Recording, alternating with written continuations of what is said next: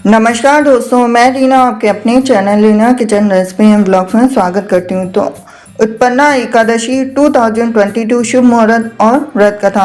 आज उत्पन्ना एकादशी और साल में कुल 24 और अधिक मास होने पर 26 एकादशी पड़ती है। लेकिन क्या आप जानते हैं कि एकादशी व्रत की शुरुआत कैसे हुई? उत्पन्ना एकादशी से ही एकादशी व्रत की शुरुआत मानी जाती है और उत्पन्ना एकादशी की पूजा में इससे संबंधित व्रत कथा जरूर पढ़नी चाहिए और जरूर सुननी भी चाहिए। तो आइए हम जानते हैं कि उत्पन्ना एकादशी का शुभ मुहूर्त और व्रत कथा के बारे में। आज उत्पन्ना एकादशी 2022 पर 5 मुहूर्त के योग बने हैं, जो कि 20 नवंबर को उत्पन्ना एकादशी के दिन 5 शुभ योग बन रहे हैं, जिसमें प्रीति योग, आयुष्मान योग, द्विपुष्कर।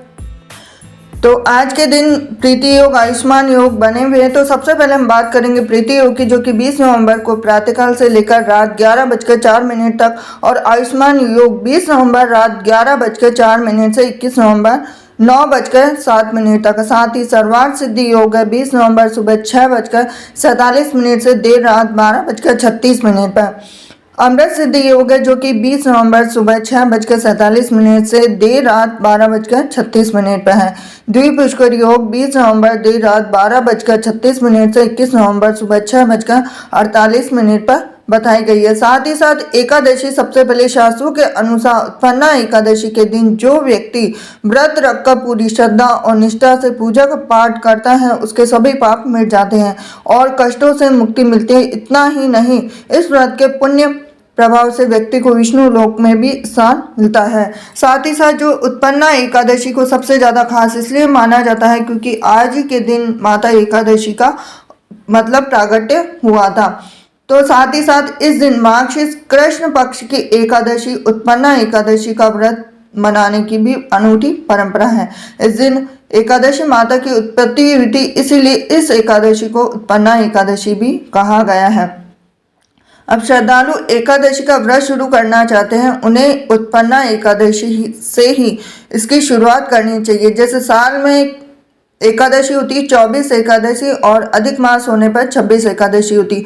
लेकिन कई जो श्रद्धालु होते हैं जो उपवास करते हैं एकादशी का, उनको पता नहीं होता कि एकादशी जो व्रत की शुरुआत होती आज से, यानी उत्पन्ना एकादशी से ही हमें व्रत का संकल्प लेकर पूरे साल भर की जो एकादशी करते हैं वो आज के दिन से शुरुआत करते हैं। तो इस साल जो उत्पन्ना एकादशी, इस व्रत को करने से अश्वमेध यज्ञ का पुण्य मिलता है और इस साल 20 नवंबर को उत्पन्ना एकादशी है। इस दिन प्रातः जल्दी स्नान करके ब्रह्म मुहूर्त में भगवान कृष्ण का पूजन किया जाता है और इसके बाद विष्णु जी और एकादशी माता की भी आराधना करते हैं। दीपदान और अन्य दान किया जाता है।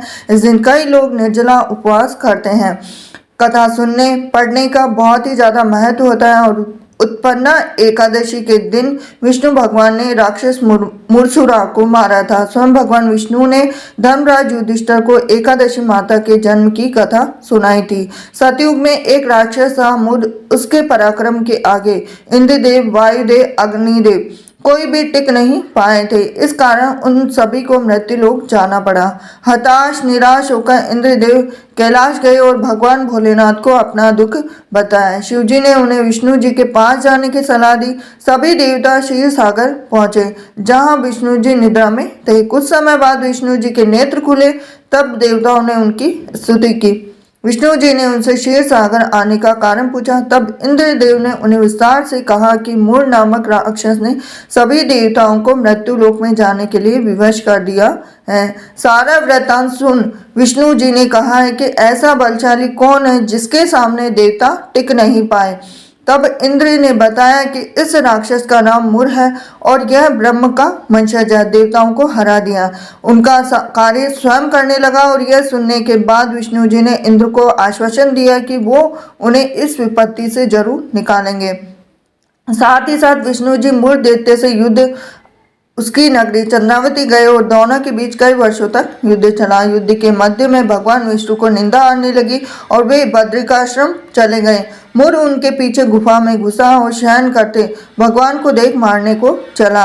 जैसे ही उसने अस्त्र शस्त्र उठाया और भगवान के अंदर से एक सुंदर कन्या निकली और मुर से युद्ध किया। दोनों के बीच घमासान युद्ध हुआ जिसमें कि मुर मूर्छित हो गया। बाद में उसका मस्तक धड़ से अलग कर दिया और उसके मरते ही दानव भाग गए और देवता इंद्रलोक चले गए। जब विष्णु जी की नींद खुली तो उन्हें अचंभा सा हुआ कि यह सब कैसे हुआ।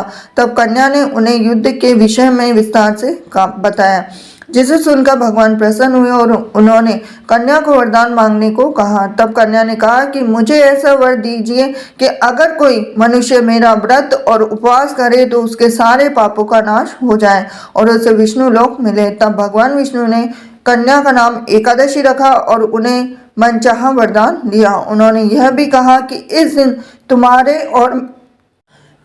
तुम्हारे और मेरे भक्त समान होंगे और यह व्रत मुझे सबसे प्रिय होगा।